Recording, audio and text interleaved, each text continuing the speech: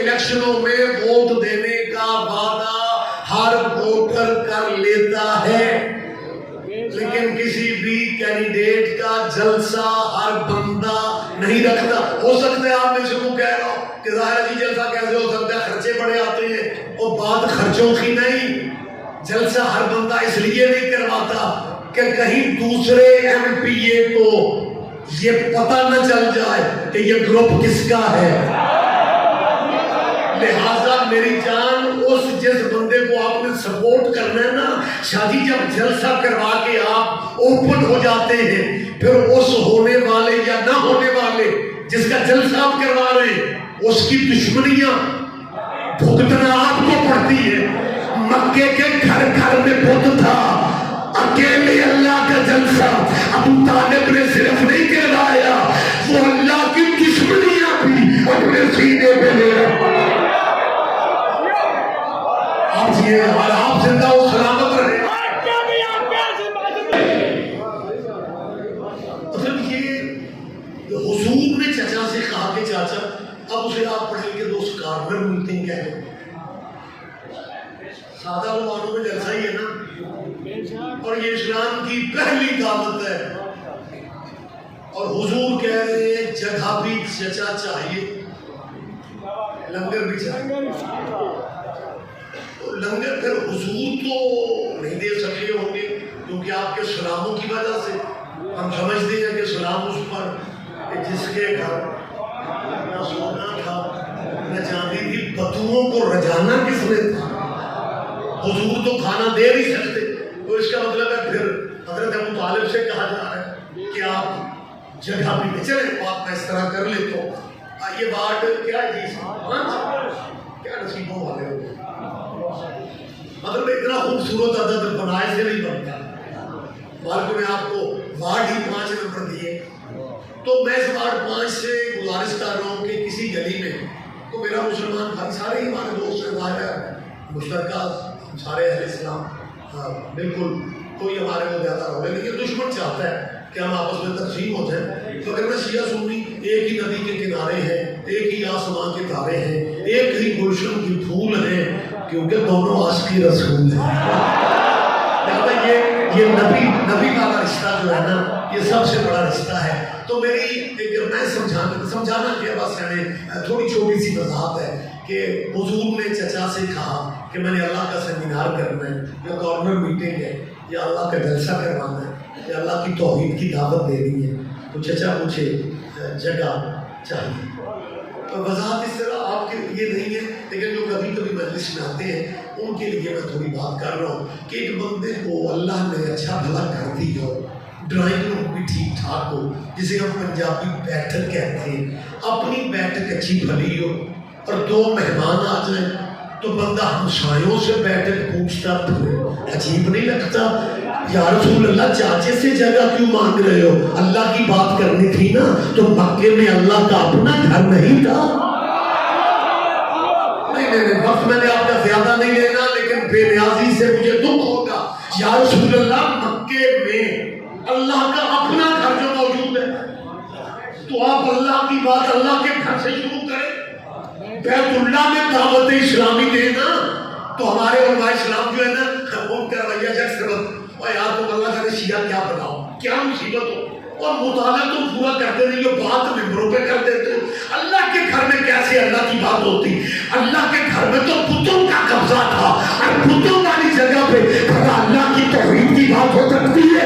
اس کا مطلب تاریخ مان رہی ہے کہ اللہ کے گھر میں بت تھے، لیکن ابو طالب کے گھر میں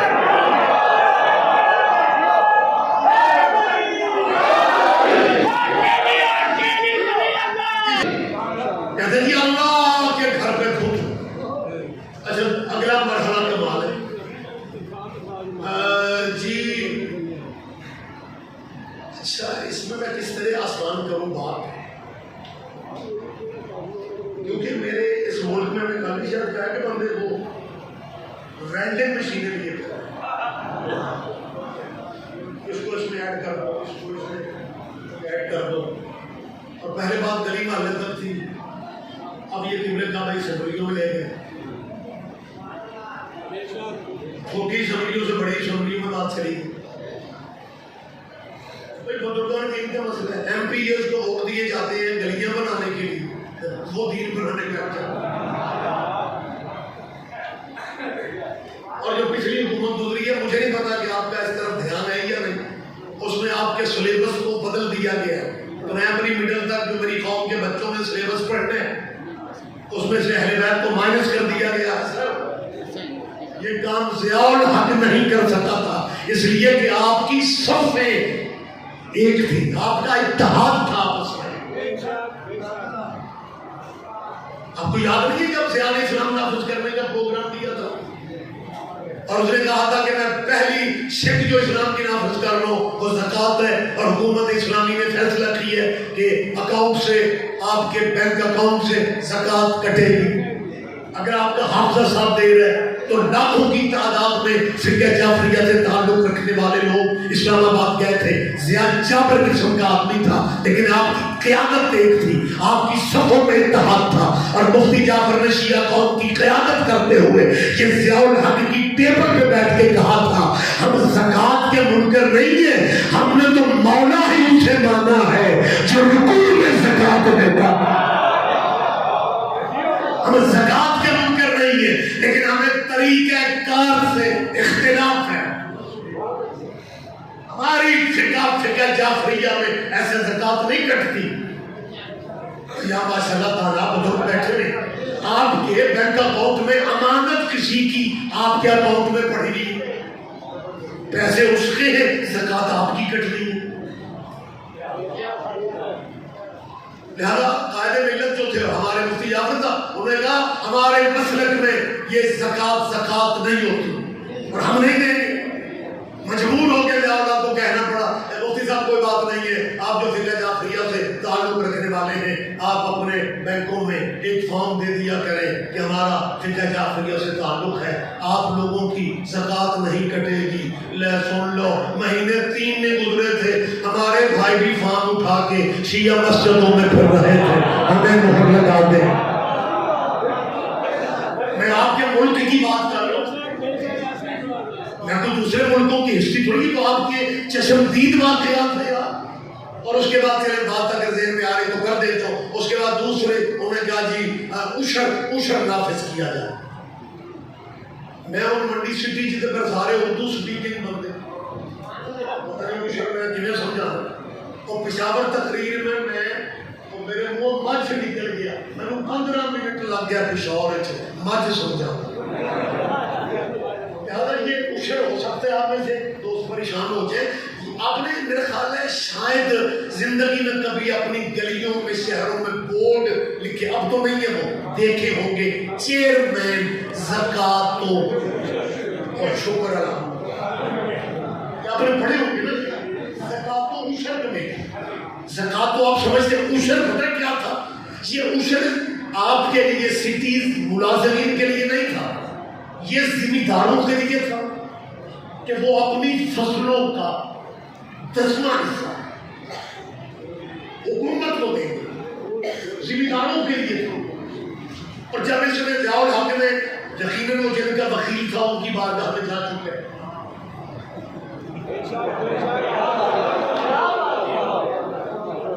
اس نے کہا جی ہم عشر نافذ کر رہے ہیں. تب آپ کی پبلک کو اسلام آباد نہیں جانا پڑا. میٹنگ میں مفتی جعفر نے کہا کہ جی ہم 10واں حصہ دینے سے نہیں گھبراتے، ہم تو خمس دینے والے ہیں. لیکن یہ جو آپ فصلوں پہ 10واں حصہ عشر کی بات کر رہے ہیں، یہ فقہ جعفریہ میں عشر نام کی کوئی چیز نہیں. یہ ہر مذہب کے اصولوں کی، ضابطوں کی ایک کتاب ہوتی ہے، اسے فقہ کہتے ہیں. ہماری فقہ میں میری طرف دیکھیں شاہ جی، ہماری فقہ میں عشر نام کی کوئی چیز ہے ہی نہیں. لہذا فقہ جعفریہ والے عشر نہیں دیں گے. ضیاء الحق کے قریبی مولویوں نے کہا تو اسلام نافذ کر لے، انہاں شیعہ تینوں کچھ نہیں کرن دے. اس نے کہا مفتی صاحب کیا بات ہے؟ صاحب نے کہا ہماری مجبوری ہے، ہمارا فقہ میں جب عشر ہے ہی نہیں تو ہم کیسے دیں؟ ضیاء الحق صاحب کو پھر دینا پڑا لکھ کے کہ جی آپ جو فقہ جعفریہ والے ہیں وہ عشر نہیں دیں، 10واں حصہ زمیندار شیعہ نہیں دے گا، پنجاب دے اٹھے زمینداراں ڈیرے تے علم لا لے اسی شیعہ ہو گئے۔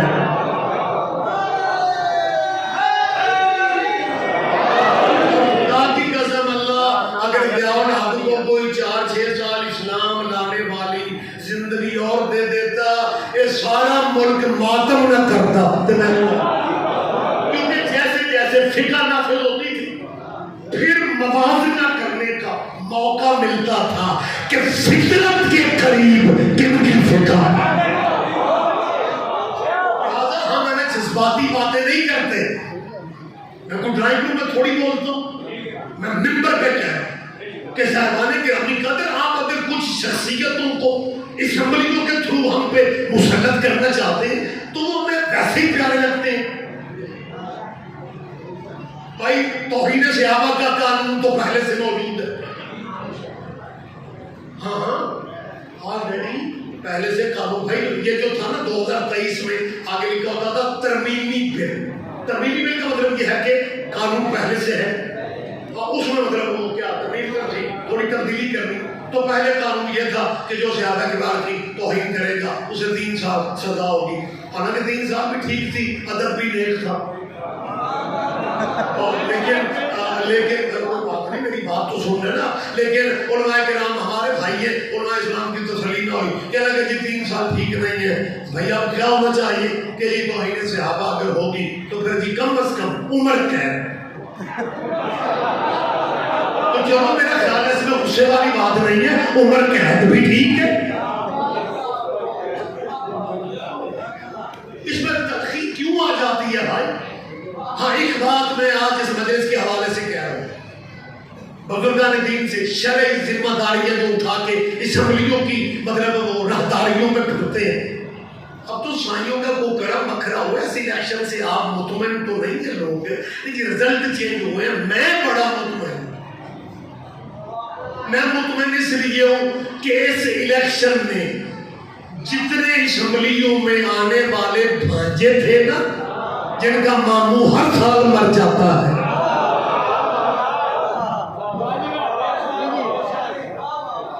وہ بھانجے اب جناب گھروں میں بیٹھے لے